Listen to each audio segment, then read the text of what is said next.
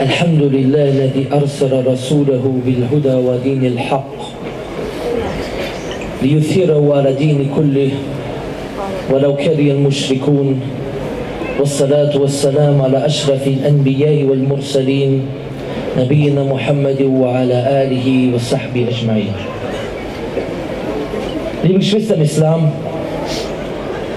am 24.02.2014 morgens wurde beim Abu Adam die Tür eingetreten, Spezialeinheit kam einmarschiert bzw. eingeflogen mit Pistolen, schusssicheren Westen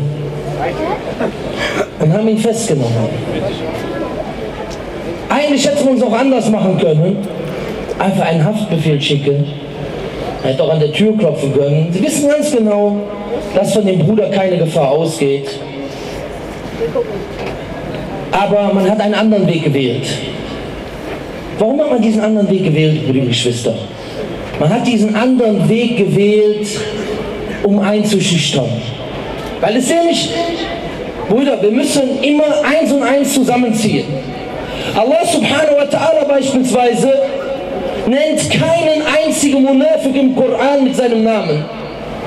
Aber er gibt Zeichen. Das heißt, schau auf die Zeichen, schau auf die Indizien.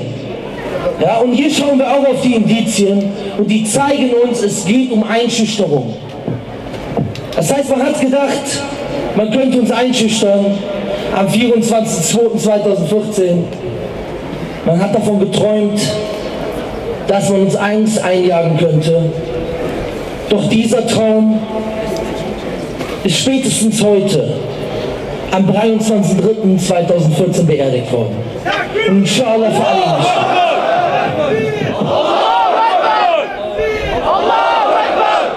Liebe Geschwister im Islam, wir geben damit ein Zeichen. Wir geben damit ein Zeichen, dass wir sagen, okay, ihr seht uns, ihr könnt uns sehen, ihr könnt uns filmen, wir können ins Visier geraten, aber interessiert uns nicht. Wir sind bereit für unsere Religion zu leben und zu sterben. Takbir! Allahu Akbar! Takbir! Allahu Akbar! Takbir! Allahu Akbar! Ich sage euch, liebe Geschwister, Nelson Mandela, als er vor Gericht stand und sollte ins Gefängnis kommen, da meinte er, ist bereit für diese Sache zu sterben. Viele Muslime sind noch nicht mal bereit für den Islam zu leben. Das ist traurig. Aber ich sage euch, der Wind weht und der Widerstand, der bröckelt unaufhörlich. Ich sage euch eins, liebe Geschwister, am 1. Juli 2009, da ist Marwa Shabini getötet worden. Und ein paar Tage später haben wir in einer Stadt, wo hunderttausende Muslime leben, eine Kundgebung gemacht, um darauf aufmerksam zu machen, warum diese Frau getötet wurde, warum es zu diesem Hass kam. Brüder, wir standen damals mit einer ganz kleinen Menge hier. Warum? Also dort in Neukölln standen wir in einer ganz kleinen Menge. Und heute sind wir, Alhamdulillah, wesentlich mehr als damals, vor 5 Jahren, circa 5 Jahren. Warum sind wir heute mehr? Und warum war man damals so wenig? Und ich habe alles im Vorfeld mitbekommen. Ja?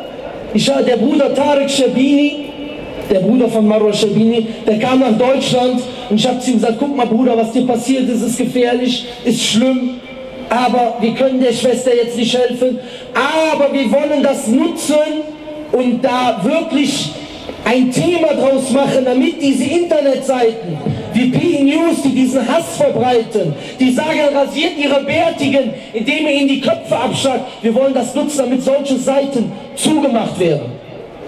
Neben ihm steht ein Mann und er guckt so. Die ganze Zeit guckt er ganz wütend.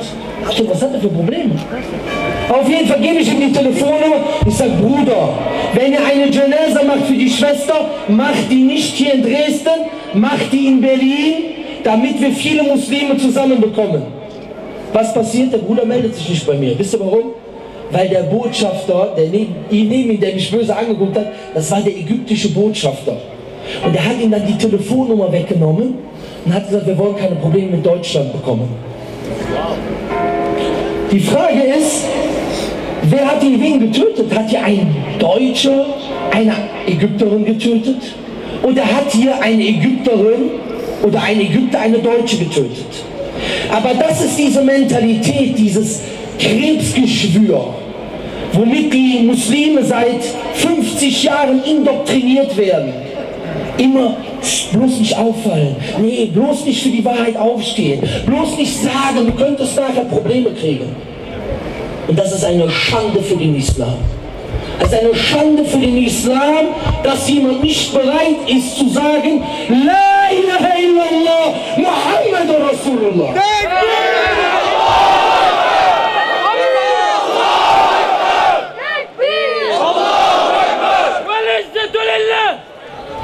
Und ich sage, liebe Geschwister im Islam, Martin Luther King, der hat mal gesagt, ich habe einen Traum.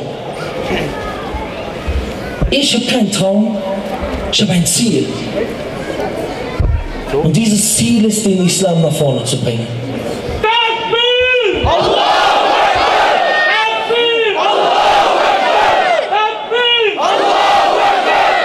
Und das ist kein Traum, denn Träume können in Erfüllung gehen und können nicht in Erfüllung gehen. Aber Allah wird sein Licht vollenden. Wallahu mutimmu nurihi walau kariha al-kafirun. Und Allah wird sein Licht verändern, selbst wenn es die Ungläubigen hassen.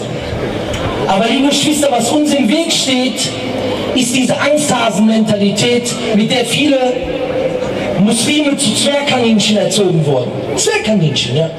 Wirklich Zwergkaninchen hat mehr Mut, sind so Zwergkaninchen erzogen worden. Bloß nicht aufpassen. Und dann, aber Feigheit wird dann interpretiert als Weisheit. Du musst weise sein. Du musst weise sein. Und wenn du angegriffen wirst, dann warst du nicht weise gewesen. Ach so? Okay. Schauen wir uns mal an, wie der Prophet a.s. die Sahaba erzogen hat. Schauen wir uns das mal an. Hat er die dazu erzogen, dass die wahre Botschaft nicht bekämpft wird? Hier kommen Leute, die nennen sich Salafi. Und die versuchen eine Ideologie zu verbreiten, dass derjenige, der die Wahrheit verbreitet, nicht bekämpft wird. Was war das Erste, was der Prophet a.s. nach der ersten Offenbarung gehört hat? Waraka bin Nawfal sagt zu ihm, Leitani fihi jadharun. Würde ich nur jung sein, Leitani ukunu hayyan is yukhrijuka qaumuk. Würde ich nur leben, wenn dein Volk dich vertreibt. Da sagt der Prophet, Amukhrijiyahum, werden sie mich vertreiben? Da sagt er, Naam, ja. Lam ya'ti rajulun bimithli qat illa udiya. Keiner ist mit dieser Botschaft gekommen, außer dass er bekämpft wurde. Und dann kommen Leute und sagen, wenn du die Botschaft verbreitest, wenn du die Wahrheit sagst, wir müssen erstmal mit Tawhid anfangen. Stimmt, wir müssen erstmal mit Tawhid anfangen, richtig. Aber was meinst du damit? Der sitzt bei sich in der Moschee und dann sagt er, wir reden jetzt über Tawhid heute. Liebe Geschwister im Islam, Allah ist allmächtig und Allah kann den Gläubigen zum Sieg helfen. Psst, mach die Fenster zu, sonst wird unsere Moschee geschlossen. Das ist Tawhid. Das ist Tawhid, das ist Schwachsinn, ist das. Willst du mal Tawhid hören? Willst du mal Tawhid spüren, sehen, was Tawhid ist? Soll ich dir das zeigen? Achi, Ibrahim a.s., der ist 16 Jahre alt. Ja, 16 Jahre alt. Und er sagt zu seinem Volk, der steht alleine dort vor seinem Volk und sagt, was sind das für Götzen, die ihr euch hingebt? Dann sagen sie, wir haben unsere Götze, unsere Vorväter gefunden, wie sie angebetet haben. Er sagt Ibrahim a.s. لَقَدْ كُنْتُمْ أَنْتُمْ وَأَبَاؤُكُمْ فِي ضَلَالٍ مُبِينٍ. Ihr und eure Vorväter, ihr wart schon auf einem deutlichen Irrtum. Ibrahim a.s., 16 Jahre alt, der sagt zu seinem Volk, in Sure 29 könnt ihr das nachlesen. Dort, was sagt er zu ihnen?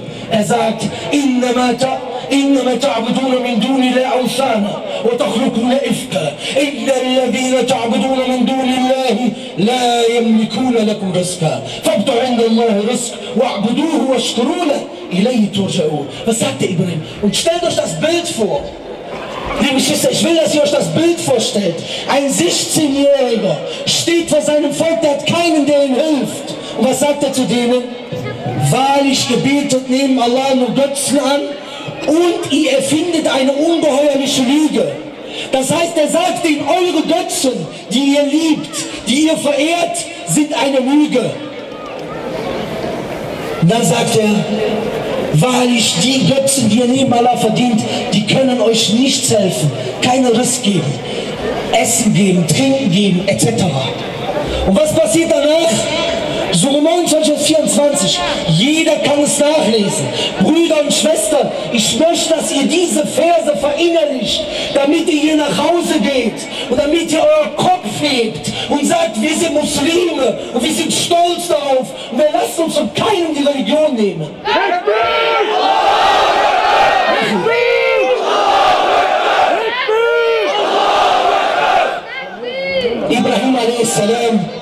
Ibrahim a.s. Was passiert danach? Sure 29 und 24. Dort steht, فَمَا كَانَ جَوَابَ قَوْمِهِ إِلَّا أَنْ قَالُوا اقْتُلُوهُ أَوْ يَرْحَمْهُ. Inshallah, jetzt bin ich gerade so warm geworden. Kurze Pause. Werbepause. Ich wollte noch. Jetzt schon weg. Wir haben dich.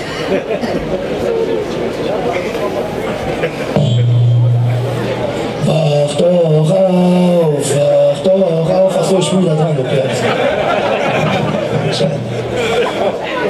Auf jeden Fall, die Antwort seines Volkes war nur, tötet ihn und verbrennt ihn. Hört zu, Ibrahim a.s., der gibt die Botschaft und danach wird er ins Feuer geschmissen. War der nicht weise gewesen? War seine Dauerarbeit nicht weise genug? War die nicht weise, weil er die Wahrheit gesagt hat? Was ist dann passiert? فَأَنْجَاهُ اللَّهُ مِنَ النَّارِ. So rettete Allah ihn vor dem Feuer. Das heißt, wenn du auf der Wahrheit bist, Allah wird dir helfen. Und was passiert dann? Was sagt Allah danach? إِنَّ فِي ذَلِكَ لَآيَاتٍ لِقَوْمٍ يُؤْمِنُونَ. Wahrlich hierin, in dieser Geschichte, hört zu, in dieser Geschichte sind Zeichen für Leute, die glauben. Was heißt das? Das heißt in der Geschichte, dass wenn jemand zur Wahrheit ruft, dann bekämpft wird. Darin sind Zeichen für Leute, die glauben. Warum sagt Allah hier nicht, darin sind Zeichen für Leute, die Verstand haben? Warum sagt er hier nicht, darin sind Zeichen für Leute, die nachdenken? Warum sagt er, hier sind Zeichen für Leute, die Iman haben? Warum? Weil der Munafik, eine der größten Zeichen des Munafiks ist was? Des Heuchlers, der im tiefsten Feuer ist. Innal Munafiqina fi darki asfal minan nar. Wahrlich, die Munafikun sind in der tiefsten Stufe des Feuers. Eine der größten Zeichen des Munafiks sind was? Dass er nicht bereit ist, etwas auf dem Wege Gottes, auf dem Wege Allahs zu opfern. Das ist eine der heftigsten Zeichen. Und dass sobald der erste Windzug kommt, er den Rückzug eintritt. Aber natürlich sagt er nicht, ich habe Angst. Der sagt, ich bin weise. Ich sage, der muss ja irgendwie eine Ausrede haben, ich bin weise.